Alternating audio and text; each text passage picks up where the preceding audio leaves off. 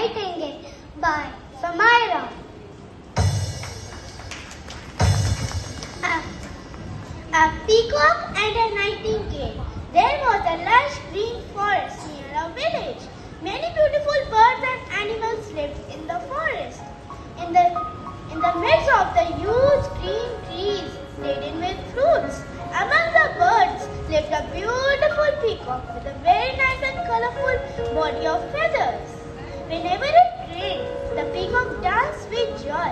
It looked very beautiful.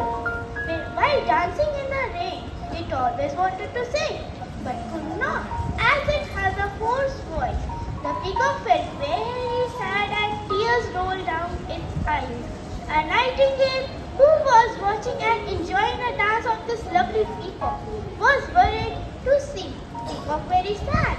It flew down and asked, "What happened, dear friend? Why are you so sad?"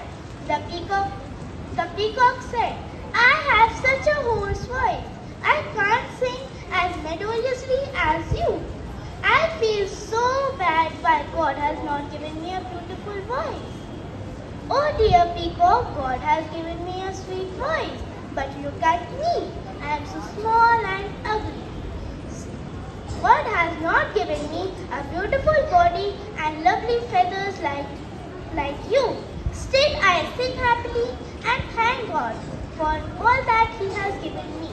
So dear peacock, you should also thank God for the beautiful body and feathers that God has given you, and stop complaining for the hoarse voice." From that day, the peacock stopped complaining for the hoarse voice and danced happily in the rain. This story tells us that we should feel contented with what we have. We should always thank God for everything He has given us.